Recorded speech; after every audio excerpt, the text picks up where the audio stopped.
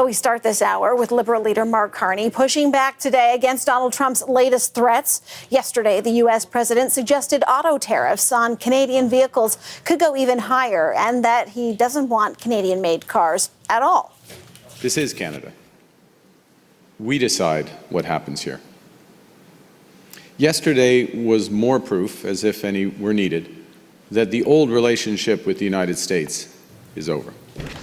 Now, at the same time, we're learning more about last month's phone call between Mark Carney and the U.S. president. Karina Roman has more from Ottawa, starting with a reaction to Trump's latest threats and how that is shaping the final days of the campaign. Well, let's be honest, Sarah, Trump had been relatively quiet when it comes to Canada just of late. And some say, coincidentally, the polls in Canada had narrowed, the national polls, as other issues started to take more airtime than the threat of Trump. So when Trump brought this up again, the whole auto tariffs and possibly increasing them, the 51st state stuff, and got vocal about that again. Certainly many people thought this might benefit Mark Carney and the Liberals in the last stretch of the campaign because for them, the ballot box question that they would like to be on people's minds when they go to vote is Donald Trump and the threats he's making Canada face, and who is best to deal with Donald Trump in that kind of situation. So, you know, not surprisingly, Mark Carney brought Donald Trump's latest comments up at his rally last night and then again at his speech today. But new information about the phone call that happened between Mark Carney and Donald Trump about a month ago on March 28th has made things a little bit less straightforward. After that call happened, Carney was asked, of course, about that call and whether or not Donald Trump showed respect to Canada. And he said, yes, he did, both privately and publicly, which left the impression to some people that the whole 51st state stuff hadn't come up, but it did come up. Donald Trump did bring that up in the call, we are learning, and Mark Carney has confirmed. But Carney doesn't equate that to a lack of respect. He says that he told Trump it's not going to happen, and that what's more important is the results of the call, which is that there's an agreement to have a negotiation between two sovereign countries after the election. Have a listen to a little bit more of what Carney had to say. You said that President Trump respected Canada's sovereignty, both privately and in his public conversations. He did. Were you being truthful? He absolutely did. He absolutely did. Look, the president has certain things in his mind that he reverts back to all the time. But treated me as the prime minister, not as something else. I'm not even going to say the word he used to use about my predecessor. Treated me as the prime minister. We had discussions as sovereign nations. We agreed as sovereign nations that these negotiations will begin after the election on Monday. And that is how it was reported back, and that's absolutely accurate. Now, many have pointed out that the tone of Donald Trump after that call did seem more tempered and more moderate and less open. Well, he didn't even mention the 51st state when he talked about the call that he had with Mark Carney. And Mark Carney has pointed out today that the question is that if the important thing is negotiations after the election, who do you want at that table? Who do you want responsible for building Canada up so it can be in a strong position to negotiate? For the Liberals, that is what they would like the ballot box question to be because they argue that Mark Carney is the right person for that job. Right, so that's what Mark Carney has to say about it. But what are the other leaders on the campaign trail saying?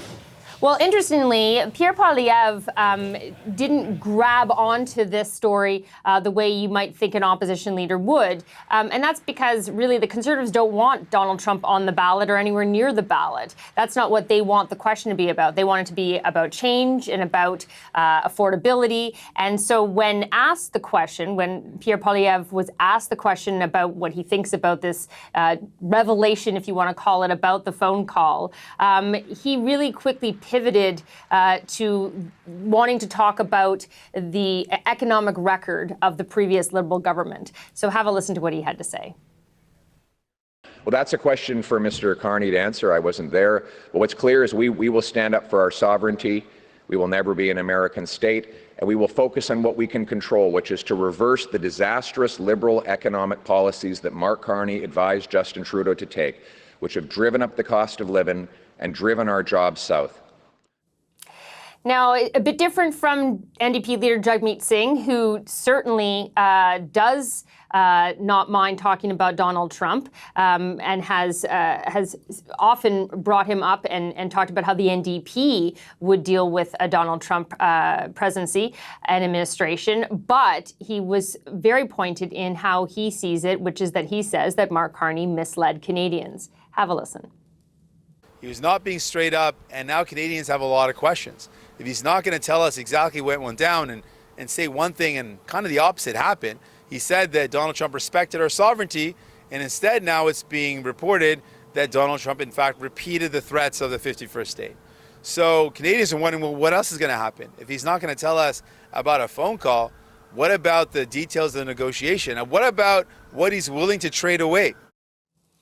Now, the Bloc Québécois leader, Yves-François Blanchet, also very pointed and sharp in his criticisms today, and making the argument that this is another example about why voters, especially voters in Quebec, should not trust Mark Carney with the defense of Quebec's interests when it comes to dealing with Donald Trump. Have a listen. There was no agreement, no support for Canada's sovereignty.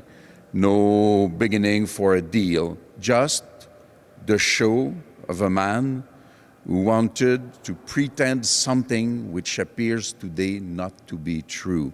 I believe many people in Canada and in Quebec will say, what the hell is that? And if that is not true, what else is not true?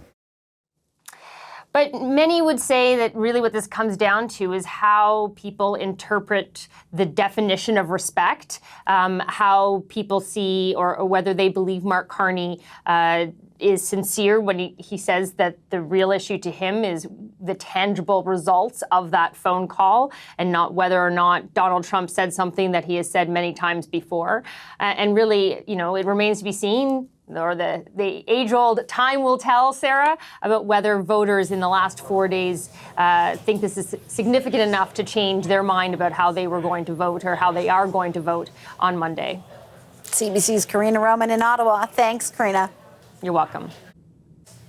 For some analysis on these comments made by Trump and the influence that it could have on our elections, we're now joined by John Ibbitson. He's a writer and journalist and joins us today from Ottawa. Thanks so much for making the time, John.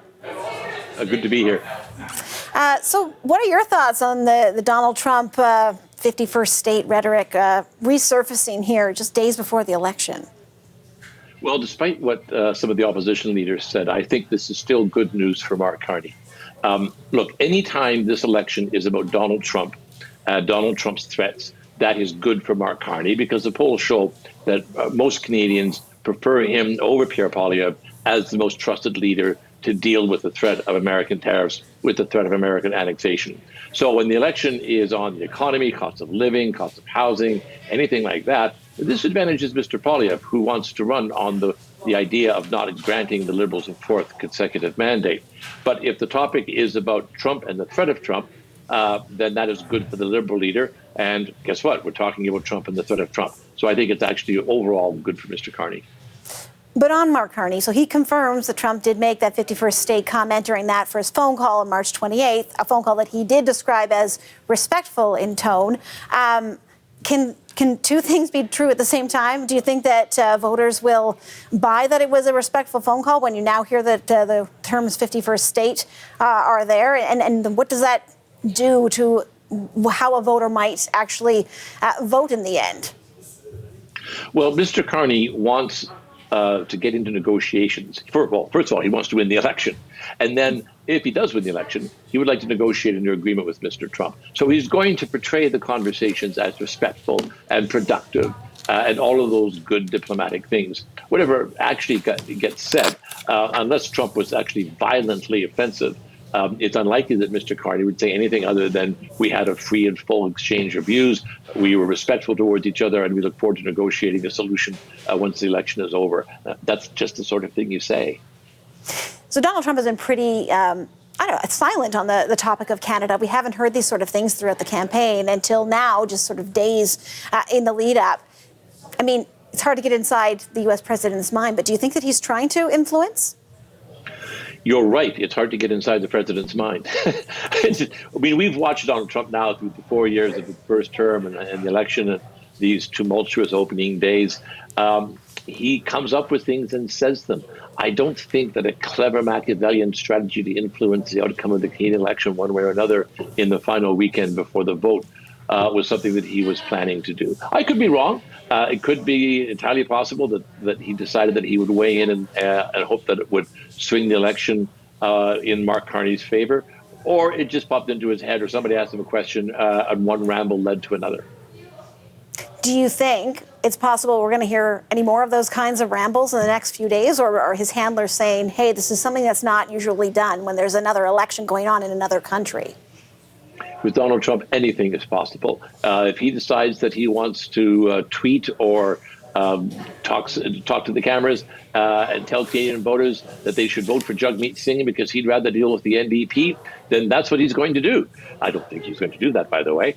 But Mr. Trump does what Mr. Trump wants to do. I don't know of anyone who's had much success in convincing him otherwise. And you do say that you think that at this point anyway, the one benefiting from any of this would be Mark Carney. But I mean, to what end could that change? I mean, what do the others need to do, or is there anything they can do so that it isn't benefiting Mark Carney? Get off the topic. Stop having people like you and me having this conversation. Mr. Poilievre especially and the other leaders want to make this election about the fourth Liberal term. They want to make it about failures in immigration. They want to make it about the cost of housing. They want to make it about inflation. They wanted to make it about anything other than Donald Trump. So for them, the most important thing that we can do over the last 72 hours or so is talk about anything other than the American president. That's writer and journalist John Ibbitson joining us from Ottawa today. Thanks so much. Hey, my pleasure.